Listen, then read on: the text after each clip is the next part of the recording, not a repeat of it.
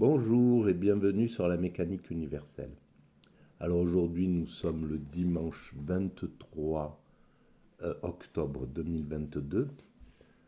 Je continue mon introspection de cet ouvrage de René Guénon, La crise du monde moderne. Voilà.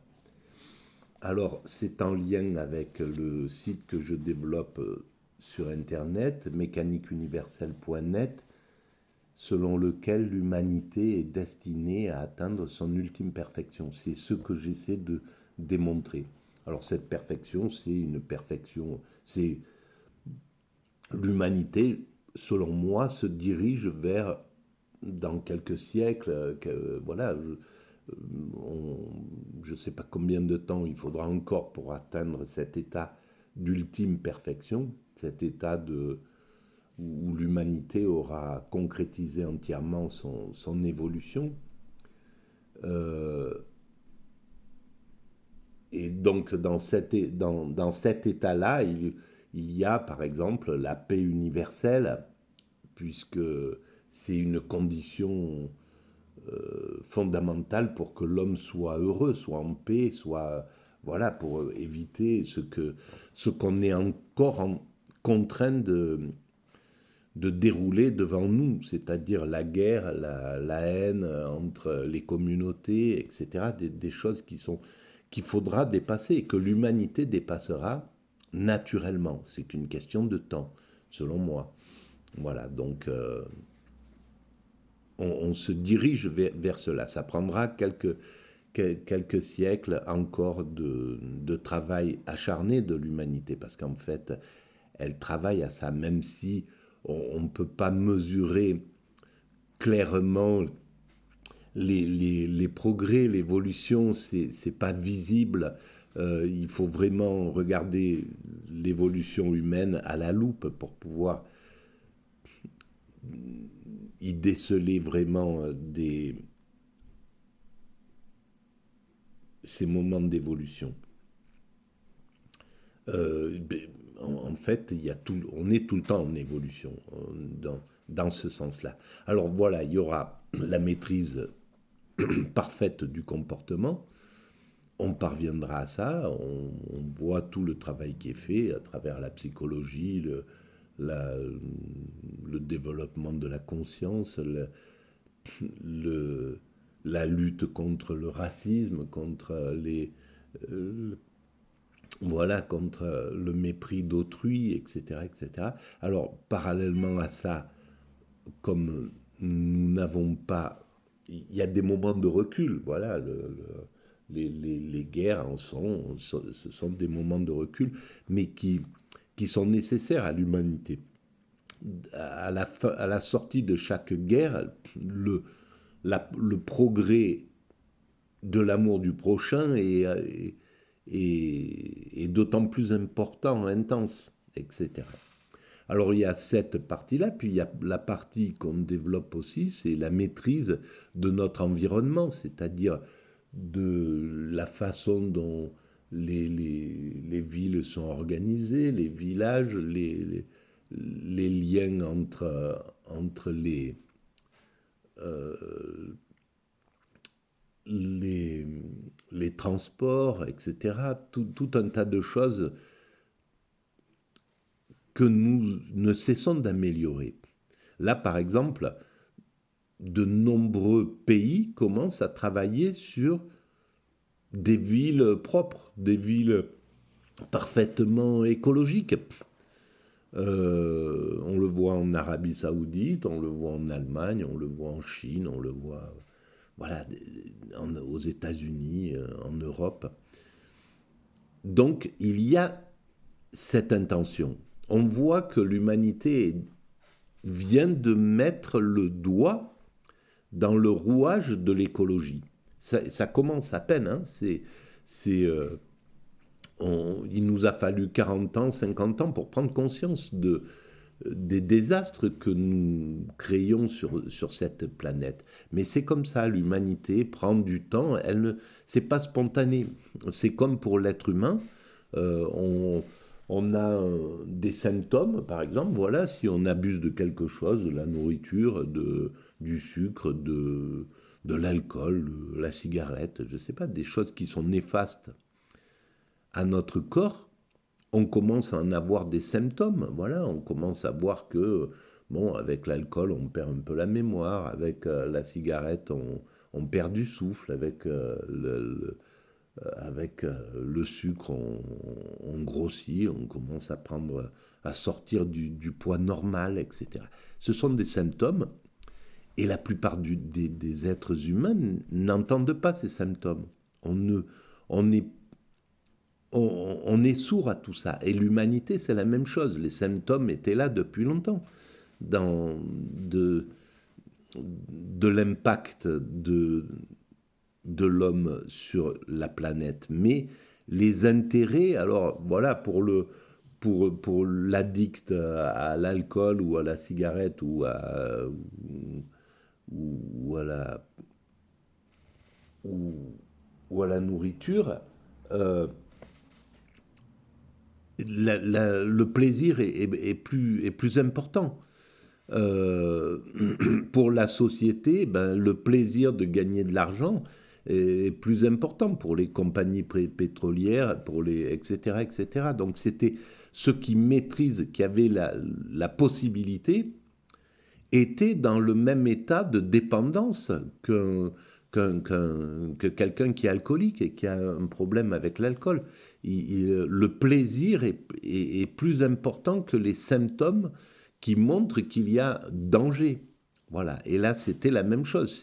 Ces compagnies savaient très bien ce qui se passait. Et on le voit, ces caractéristiques avec l'amiante, par exemple. Les sociétés savaient très bien ce qui se passait, mais l'enrichissement était plus fort mentalement. Donc, un jour ou l'autre, il faudra dépasser ce type de comportement. Mais pour l'instant, on n'a pas les moyens de le dépasser. On est obligé d'aller à l'accident quasiment pour pouvoir rectifier le tir. Voilà. Et là, ben, on s'est imposé des choses pour freiner notre évolution, voilà, pour freiner notre dépendance aux énergies fossiles. Eh ben, on s'est imposé une guerre inconsciemment, sans s'en rendre compte réellement. Mais c'est ça qui, voilà, c'est comme pour l'alcoolique qui va s'imposer inconsciemment un accident et voilà, qui va l'obliger à prendre conscience et à dire bon, c'est bon, on arrête, j'arrête, je sors de ce truc, j'en ai marre. Voilà. Donc, alors, ce, cet ouvrage est extraordinaire. Alors, il travaille sur la scission qu'il y a entre l'Orient et l'Occident. Donc René Guénon a écrit cet ouvrage dans les années 40. Il suit un autre ouvrage qu'il a écrit dans les années 20, où il travaillait justement sur l'Orient, l'Occident. Je n'ai pas lu cet ouvrage-là, ni celui-ci. Je le découvre en même temps que je le lis pour vous. Donc, c'est la façon dont je pratique. Je parle un peu d'autorité, c'est-à-dire je suis convaincu de ce que je dis, hein, mais il est important de relativiser, c'est-à-dire de mettre votre esprit critique à tout ce que j'exprime. C'est un point de vue, voilà, c'est ma réflexion sur l'évolution, voilà, c'est une des euh, c'est une des voies qu'on peut emprunter. On peut très bien aussi penser que l'humanité va régresser, et va s'éteindre, ou je ne sais pas, ou reviendra à son stade initial de primate, naturel par exemple, j'en sais rien. Voilà. Chacun pense à ses propres convictions. Alors moi, je le dis souvent sous forme de conviction. C'est un peu... euh, voilà, je suis...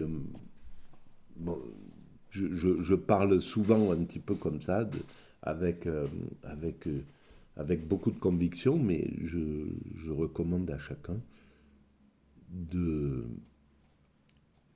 placer son libre arbitre vis-à-vis de ça. Alors, je ne sais plus où j'en étais dans la lecture, mais voilà que je vais reprendre la fin de cette lecture du premier chapitre, L'âge sombre. Et donc, il y a une sorte d'esprit critique. Et René Guénon pointe du doigt même dans l'évolution de l'Occident, sa rencontre avec la philosophie qui sort un petit peu la société humaine de l'époque, chez les Grecs, au VIe siècle, avant Jésus-Christ, euh, qui détourne un petit peu la société occidentale qui était, selon lui, équilibrée entre le spirituel, le mystique et le rationnel, le scientifique. Voilà, il y avait un petit peu cette quête. On peut voir ça chez Pythagore, chez Thalès, chez tous ces présocratiques qui s'intéressent à la haute mystique, comme je pourrais l'appeler, c'est-à-dire les expériences extatiques. C'est mon point de vue, c'est comme ça. Je ne connais pas suffisamment bien cette période présocratique, mais je sais qu'il faisait des expériences avec les mystères, etc. Les sectes pythagoriciennes faisaient des expériences de transcendance. Donc ils avaient cette relation avec ce qui est, avec l'invisible, avec l'inconnu. Il y avait dans la pensée, dans l'état d'esprit de la pensée occidentale, cette, cette, cette vision plus la vision mathématique. Voilà, Pythagore s'intéresse aux choses, à la logique, aux mathématiques, à la science, aux sciences exactes. Mais la société était équilibrée sur ces deux positions. Et donc, l'Occident pouvait,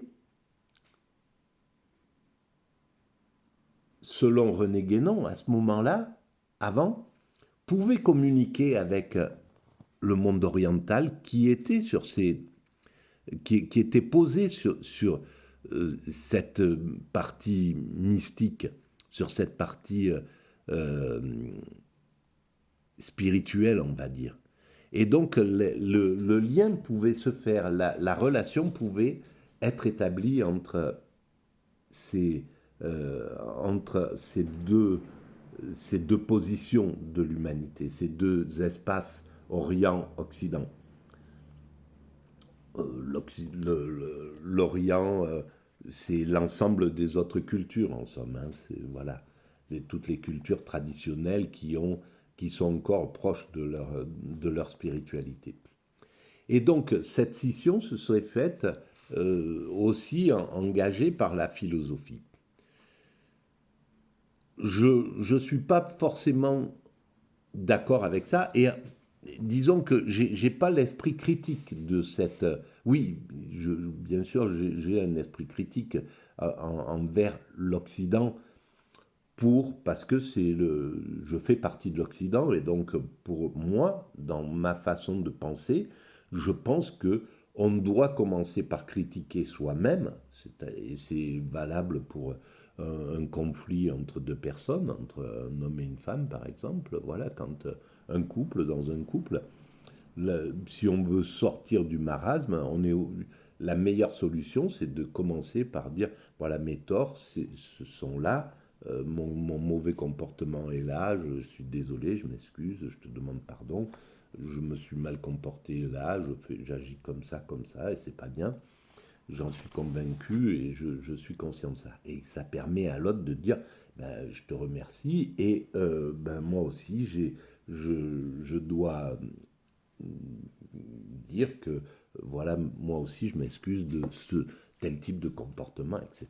Donc, pour moi, l'Occident doit, c'est le rôle des penseurs, nous autres penseurs, parce que je me considère comme un penseur, même si je suis un penseur naïf et sans, sans bagage intellectuel,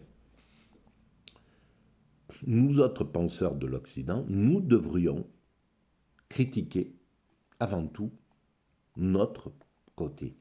Et c'est là où c'est extrêmement reprochable quand on écoute certains philosophes qui s'attaquent à d'autres cultures, à d'autres spiritualités, à d'autres communautés, avant de s'occuper d'eux-mêmes, de la société occidentale. Donc ça, pour moi, c'est du racisme pur et simple.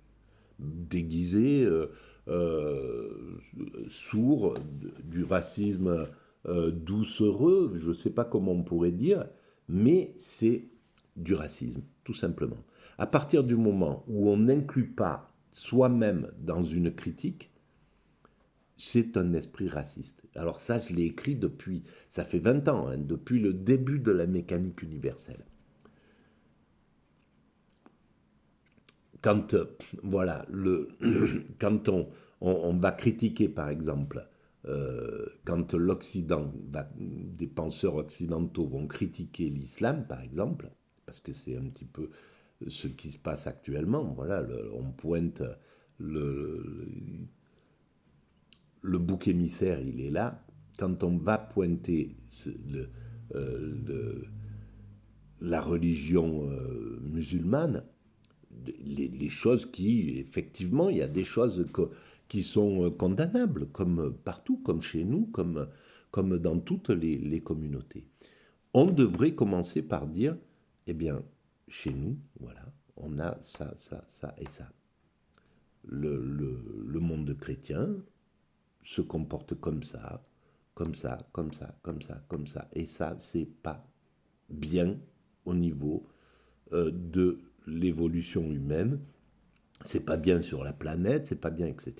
Mais en même temps, on peut alors à partir de là dire, mais aussi il y a ça, ça, ça et ça qui serait bien d'interroger dans l'islam, dans d'autres communautés, etc., etc.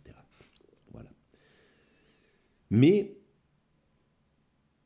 c'est c'est la façon dont on devrait tout le temps commencer par parler de soi. Bon, bref. Et donc, ce problème Orient-Occident, justement, René Guénon le pointe du doigt et pointe du doigt, s'occupe de sa partie, de l'Occident. Et je pense que c'est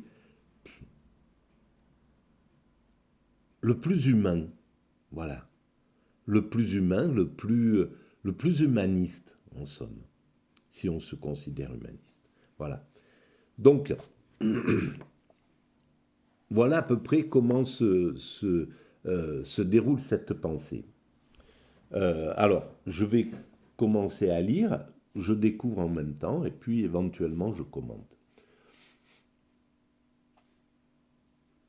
Donc, le monde moderne ira jusqu'au bas de cette pente fatale. Le désordre et la confusion règnent dans tous les domaines. Ne sommes-nous pas arrivés à cette époque redoutable annoncée par les livres sacrés de l'Inde? Je l'ai lu, j'ai donc lu tout ça dans les chapitres précédents.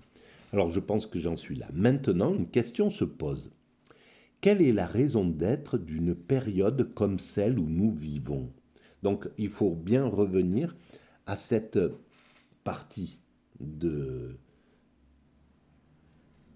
l'humanité à partir de laquelle René Guénon écrit. Donc, 1947, c'est 46, cet ouvrage. Donc dans les années il a vécu la guerre, il a vu le déclin, il a vu la catastrophe qui s'est produite. Je pense qu'il n'avait pas devant lui la vision de ce qui allait se produire derrière, c'est-à-dire qu'en 20-30 ans, l'Occident allait pouvoir tout reconstruire et se remettre complètement sur les rails de la société. Mais surtout, il voit le côté, ce qui est défaillant dans le monde occidental. Donc, maintenant, une question se pose. Quelle est la raison d'être d'une période comme celle où nous vivons? C'est-à-dire une période en Occident qui s'est déconnectée du spirituel, du mystique, du magique, de l'inapparent, de ce qui est inapparent dans ce monde. En effet, si anormales que soient les conditions présentes considérées en elles-mêmes, elles doivent cependant entrer dans l'ordre général des choses, dans cet ordre qui, suivant une formule extrême orientale, est fait de la somme de tous les désordres. Voilà, c'est ça. Et ça, c'est la pensée que je développe également. On ne peut pas, ce qui se déroule ne pouvait pas se dérouler autrement. Donc, tout est parfait dans le meilleur des mondes. Il est critiquable, bien entendu, et il ne faut pas se priver de critiquer. Voilà, on critique le monde occidental, là par exemple, sur ce côté matérialiste, excessivement matérialiste, qui pose un problème à l'humanité tout entière, et à l'Occident entre autres. On le critique, mais il faut aussi comprendre pourquoi il en a été ainsi. Pourquoi l'Occident a dû se détacher du spirituel pour évoluer, pour proposer ce qu'il avait à proposer à l'humanité. Donc, si on va avec ce type de vision, on a une vision bienveillante des choses et qu'on peut reporter sur l'autre monde. Pourquoi l'islam, pourquoi le monde oriental préserve sa spiritualité contre vents et marées, malgré les attaques permanentes de l'Occident? Eh bien, parce qu'il fallait qu'il préserve cette spiritualité pour l'humanité. Voilà. Donc, il faut comprendre les choses des deux côtés. Si on a une vision, si on pointe, si on travaille avec une vision bienveillante de l'humanité, on peut à ce moment-là comprendre même les mauvais comportements de chaque être humain. Et ça, on évolue vers cette vision-là. Même si pour l'instant, là, on est dans le binaire, c'est les binaires qui ont pris le pouvoir, c'est les manichéens qui ont pris le pouvoir et qui vont dire lui c'est le mauvais, lui c'est le méchant, nous sommes parfaits. Voilà, on est dans cette époque un peu manichéenne des choses, mais on sort de ça tout doucement. Alors l'évolution humaine est lente. On le voit, cette évolution-là, elle se fait par exemple au tribunal. Elle se fait maintenant dans les jugements. On commence à mettre les circonstances atténuantes. C'est assez récent, hein. Il y a 200 ans ou 300 ans, il n'y avait pas ça. Celui qui était jugé, il n'y avait pas de circonstances atténuantes qui tenaient. Il était écartelé, torturé, enfin bref.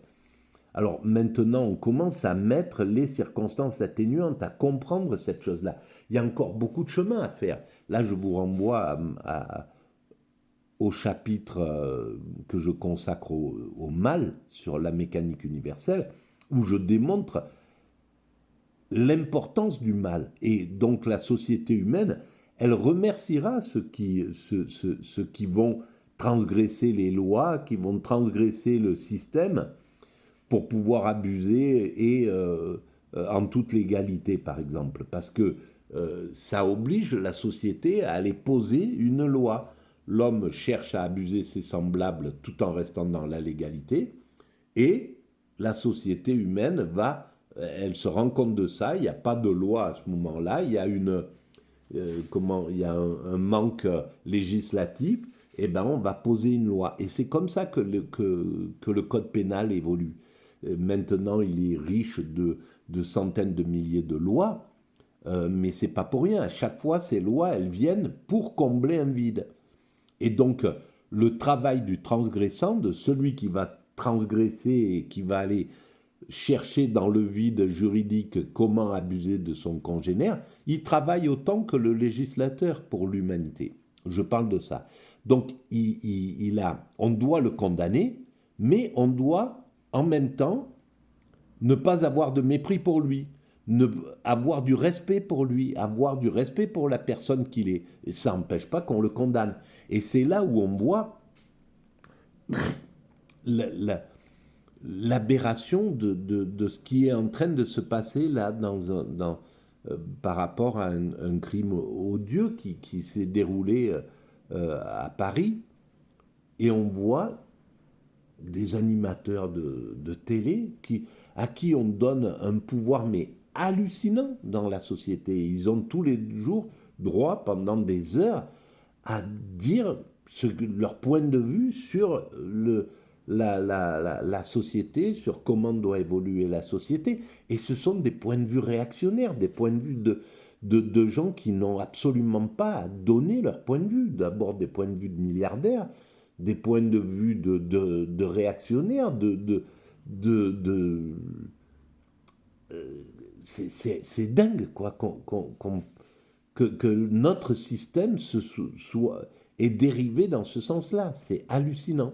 Et donc, ces gens-là peuvent se permettre de dire, voilà, il y a quelqu'un qui a commis un crime comme ça, on ne sait même pas si elle est folle, si elle a, qu'est-ce qui a motivé tout ça.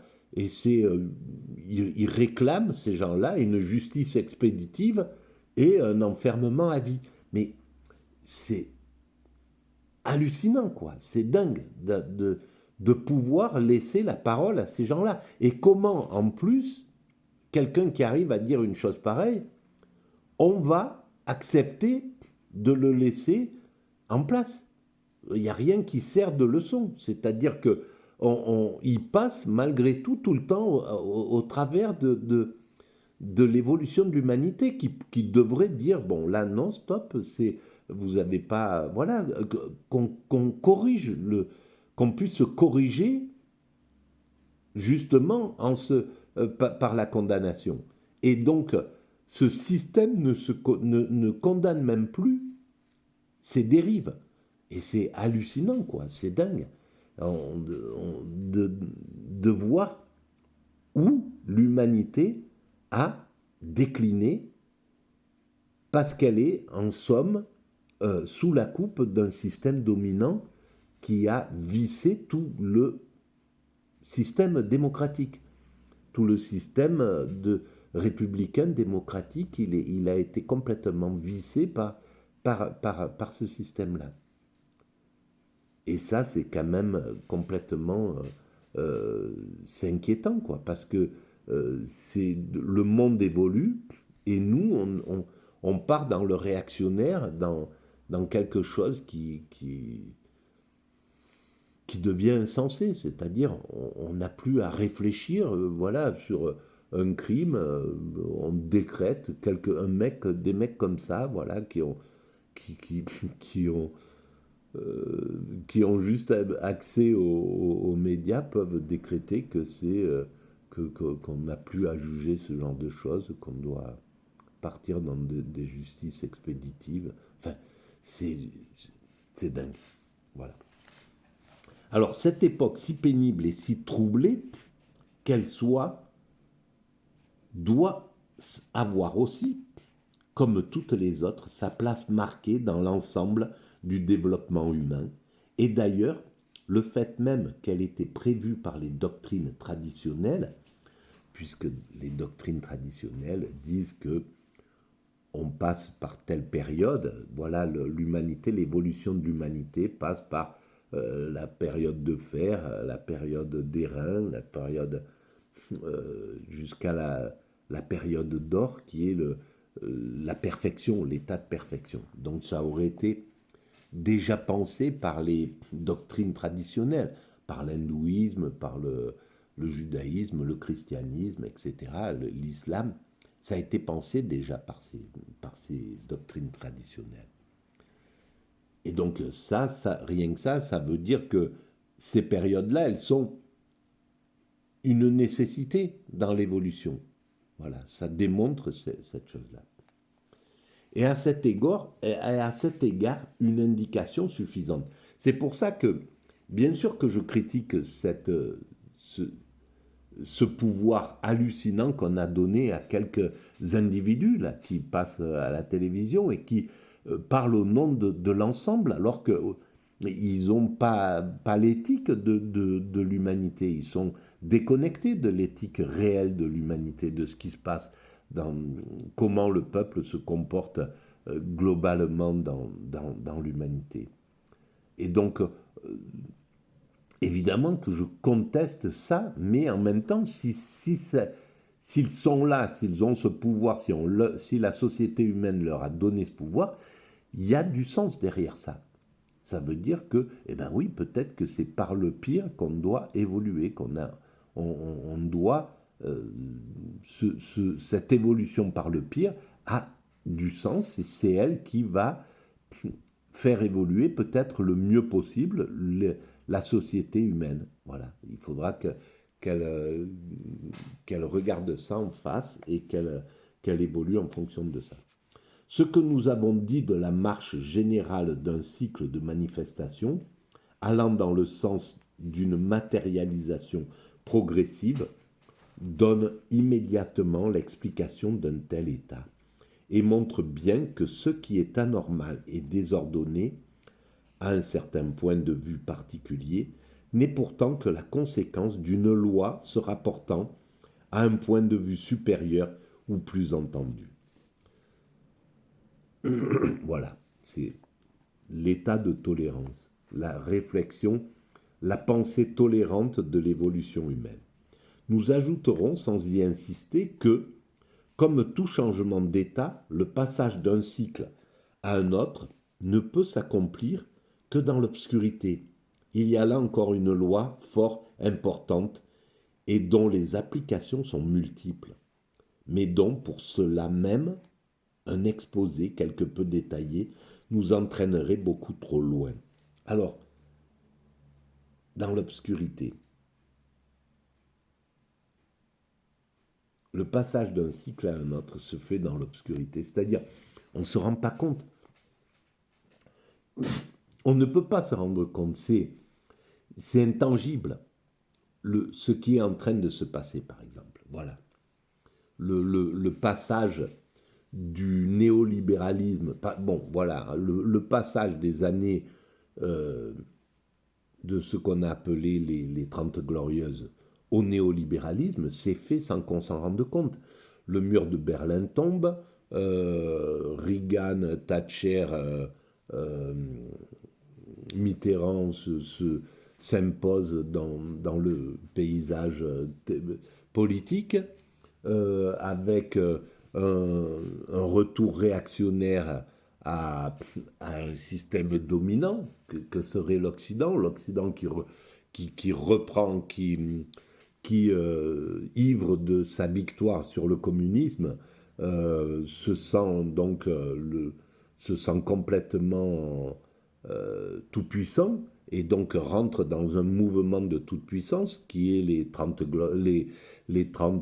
catastrophiques, on pourrait dire, les 40 catastrophiques là qu'on vient de vivre, le néolibéralisme, et on ne se rend pas compte de ce passage. Et progressivement, ce système ravage tous les acquis sociaux en Occident. Pourquoi ? Eh bien, c'est affreux quand on le vit, quand on est dedans et qu'on le voit, qu'on voit que le système est en train de piller, que ces néolibéraux sont en train de piller l'Occident totalement. Et puis tout ce qui touche hein, à tous les niveaux, il rentre dans un système de pillage. Toutes les sociétés qui sont trop fragiles, qui ne peuvent pas se défendre, sont systématiquement pillées par ce monde occidental qui part dans ce délire. Et en même temps, il pille ses propres concitoyens.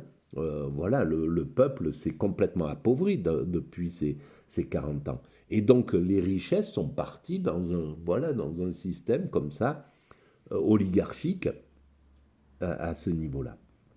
Et on s'en est pas rendu compte. C'est quelque chose qui est de l'ordre du souterrain. On le voit pas. On s'en rend compte quand on est sorti de ce mécanisme-là, ou quand il y a quelques éclaireurs qui se rendent compte de ça. Voilà, par exemple, René Guénon fait partie de ces éclaireurs. Il voit ce qui se passe entre l'Orient et l'Occident et il pointe du doigt quelque chose qui est inapparent pour la plupart des gens. Donc ces éclaireurs, ils sont extrêmement rares. Et ils existaient avant 39-45, avant l'arrivée de la guerre. Ils pointaient du doigt ce qui était en train de se passer. Mais ils étaient extrêmement, ultra minoritaires. Donc pas écoutés, pas entendus, et donc le monde évolue dans son sens. Donc, alors, là, il y a quelque peu détaillé nous entraînerait beaucoup trop loin. Il y a là encore une loi fort importante et dont les applications sont multiples. Et donc cette loi était représentée dans les mystères d'Éleusis par le symbolisme du grain de blé. Les alchimistes la figuraient par la putréfaction et par la couleur noire qui marque le début du grand œuvre. Ce que les mystiques chrétiens appellent la nuit obscure de l'âme n'en est que l'application au développement spirituel de l'être qui s'élève à des états supérieurs. Et il serait facile de signaler encore bien d'autres concordances. Voilà ce côté, le côté mystique et obscur de la réflexion humaine. On se rend compte de ces choses-là. On voit bien qu'il y a des choses qui évoluent par-delà l'apparence, les apparences. C'est derrière les apparences. Voilà, et on va chercher ces symboles-là. Ces grands mystiques vont prendre le symbole. Voilà, l'idée du paradis, l'idée de l'arbre de la connaissance, qu'il ne faut pas aller toucher, qu'il faut pas que Ève ne devrait pas aller dont Ève ne devrait pas prendre le fruit ou proposer le fruit à Adam, etc. Bon, ça, tout ça, ce sont des métaphores, des puissances de pensée derrière. Et c'est ce que c'est le regard c'est un regard qui n'est pas éclairé, qui est éclairé par les métaphores. Le Narcisse, l'idée de Narcisse dans les mythes ou celui du Minotaure, etc., sont extraordinairement puissants. Voilà, et c'est des éclairages obscurs de l'humanité. C'est un éclairage par derrière les choses. Alors, ce n'est pas tout. L'époque moderne doit nécessairement correspondre au développement de certaines des possibilités qui, dès l'origine, étaient incluses dans la potentialité du cycle actuel. Et si inférieur que soit le rang occupé par ces possibilités dans la hiérarchie de l'ensemble, elles n'en devaient pas moins, aussi bien que les autres, être appelées à la manifestation selon l'ordre qui leur était assigné. Alors, là, il parle de l'époque moderne. C'était l'époque moderne. Nous sommes dans l'époque contemporaine. Mais époque moderne, époque contemporaine, l'Occident et l'Orient ont à peu près euh, les, les- les mêmes comportements finalement. Ça n'a guère évolué. Donc l'évolution est beaucoup plus longue que c'est au-delà d'un siècle en définitive, parce que là, on parle d'un siècle entre les modernes et le monde contemporain. C'est un siècle environ, un peu plus, voilà. Et donc, bien sûr qu'il y a eu des grandes évolutions, mais globalement sur la relation entre, par exemple, l'Orient et l'Occident, c'est quelque chose qui va prendre encore des siècles pour arriver à atteindre un état de paix et d'universalité, malheureusement. Sous ce rapport, ce qui, suivant la tradition, caractérise l'ultime phase du cycle, c'est, pourrait-on dire, l'exploitation de tout ce qui a été négligé ou rejeté au cours des phases précédentes. Et effectivement, c'est bien là ce que nous pouvons constater dans la civilisation moderne, qui ne vit en quelque sorte que de ce dont les civilisations antérieures n'avaient pas voulu. C'est, voilà comment ils voient l'Occident. Il n'y a, pour s'en rendre compte, qu'à voir comment les représentants de ces civilisations qui se sont maintenues jusqu'ici dans le monde oriental apprécient les sciences occidentales et leurs applications industrielles.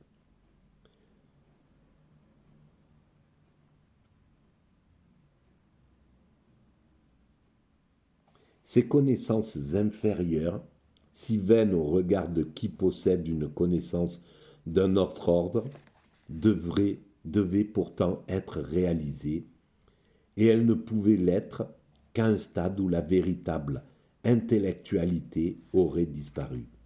Ces recherches d'une portée exclusivement pratique, au sens le plus étroit de ce mot, devaient être accomplies, mais elles ne pouvaient l'être qu'à l'extrême opposé de la spiritualité primordiale, par des hommes enfoncés dans la matière, au point de ne plus rien concevoir au-delà, et devenant d'autant plus esclaves de cette matière qu'ils voudraient s'en servir davantage, ce qui les conduit à une agitation toujours croissante, sans règle et sans but, à la dispersion dans la pure multiplicité, jusqu'à la dissolution finale. C'est extraordinaire, la compréhension de cet homme. Comment cet homme a compris le monde, c'est tout simplement extraordinaire. Voilà, et c'est là où il y a quelque chose de mystique. Comment ce livre m'est arrivé dans les mains? J'étais malade, je voulais pas sortir, je pensais qu'il fallait surtout pas que je sorte. Je suis allé dans un endroit où on trouve des... J'avais une soif d'acheter quelque chose, d'acheter des livres, d'acheter. Je vais dans cet endroit qui est une sorte de solderie. Je prends des livres, j'ai pris de Montaigne le, euh, toute l'œuvre de Montaigne, que je trouve ça là-dedans. Et puis je cherche pour quelqu'un d'autre un livre sur Annie Ernaux. Donc je regarde, etc. Je vois rien. Et un livre était à l'envers dans cette bibliothèque-là. Je le prends pour le remettre à l'endroit et je sors René Guénon, La crise du monde moderne. Et j'ai dit, il faut que je prenne ce livre. Voilà. Et ce livre, donc, devait m'apparaître, devait arriver dans mes mains. Et je me rends compte à quel point il est d'une importance majeure dans ma réflexion actuelle. C'est incroyable, parce que la semaine dernière, je travaillais sur l'anthologie du soufisme, la vie de Saint d'Avila, etc., sur l'utopie. Et il y a, depuis que nous sommes en guerre, là, que l'Occident se retrouve en guerre, en somme, il y a quelque chose qu'il fallait que je comprenne dans ce mécanisme-là. Pourquoi nous en étions arrivés à cet endroit-là, etc., etc. Et ça l'éclaire totalement en réalité. Progressivement, ça éclaire ça. Et ça éclaire non seulement ça, mais ça éclaire le déclin de l'Occident que je ressens.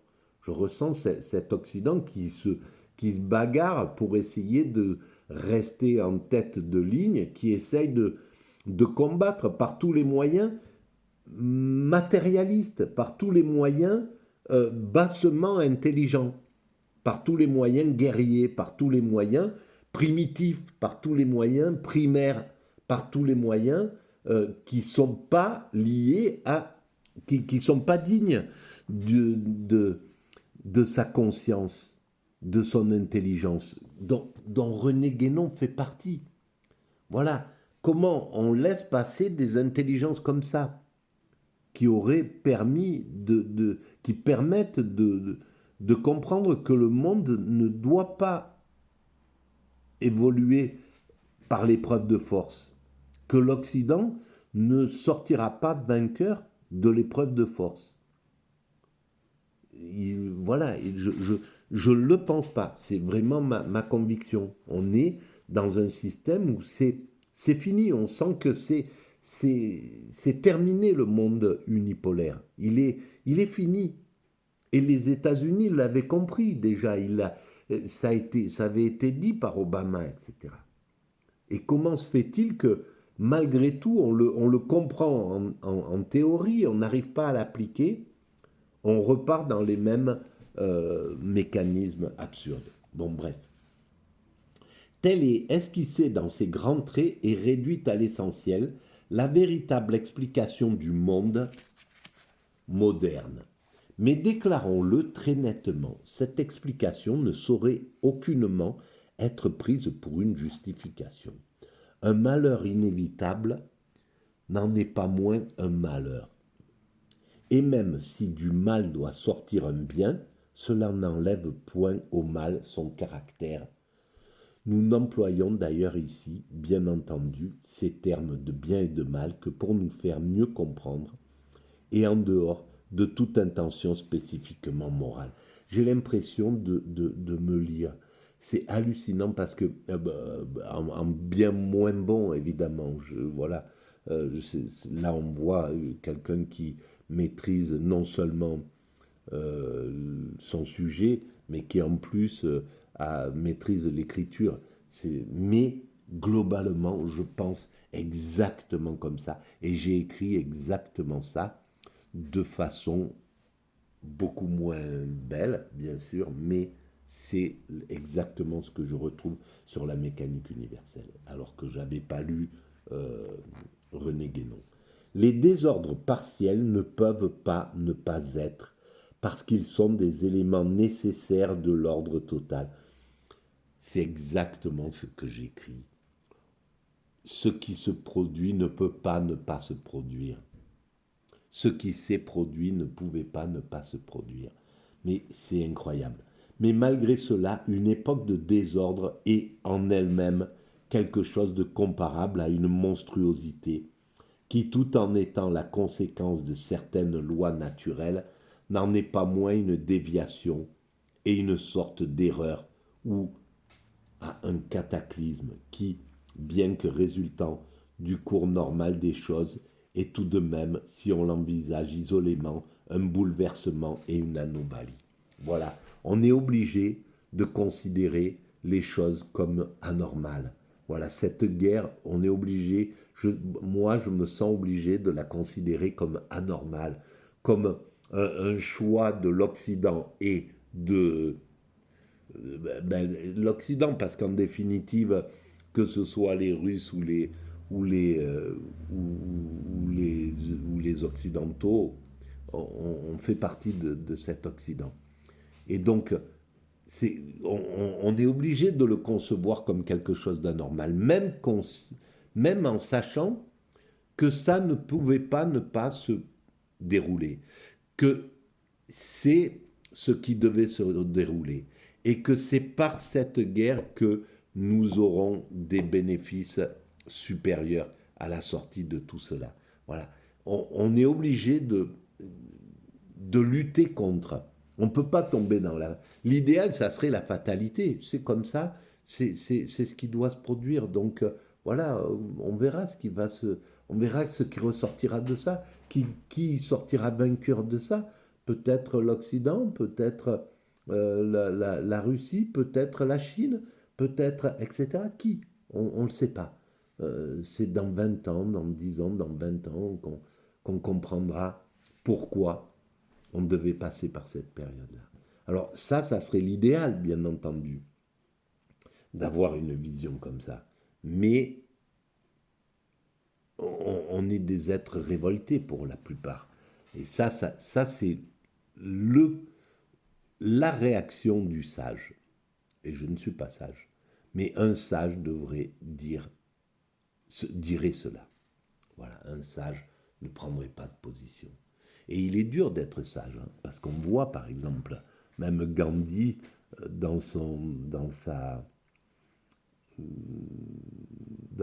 dans sa vision de la guerre 39-45, a pris des partis qui n'étaient pas justes. Faut le dire parfois. Voilà. Et pourtant, il avait compris, et pourtant c'était un sage. Et donc, ils sont rares les vrais sages qui peuvent. Et un vrai sage, alors, à ce moment-là, ne prendrait pas de position, ne s'impliquerait pas dans les choses. Et donc, Gandhi n'est pas un sage au sens supérieur du terme. Et en même temps, c'est impossible pour quelqu'un qui a le sentiment d'injustice vissé au corps, c'est impossible de ne pas prendre position, de ne pas travailler à améliorer le sort de ses frères humains. C'est impossible. Voilà. Donc, c'est toute l'ambiguïté de la sagesse. La civilisation moderne, comme toute chose, a forcément sa raison d'être. Et si elle est vraiment celle qui termine un cycle, on peut dire qu'elle est ce qu'elle doit être, qu'elle vit en son temps et en son lieu. Mais elle n'en devra pas moins être jugée selon la parole évangélique trop souvent mal comprise. Il faut qu'il y ait du scandale, mais malheur à celui par qui le scandale arrive. Ah ah. Eh bien, quelle puissance de pensée. Voilà, j'ai lu le premier chapitre. Le second chapitre, ça sera l'opposition de l'Orient et de l'Occident. Ben, je pense que je vais devoir le lire aussi, hein. Voilà, je pense que ce livre-là est important. Voilà, je vous remercie pour votre écoute. Si vous êtes arrivé jusqu'à là, mettez un pouce, que je le sache. Ça m'étonne. C'est quand même assez. Ça fait 53 minutes. Moi, je ne tiendrai pas, hein. C'est bon que je découvre en même temps que je parle les choses. Donc, ça me divertit, mais ça, c'est pas simple. Voilà, merci à vous. Au revoir.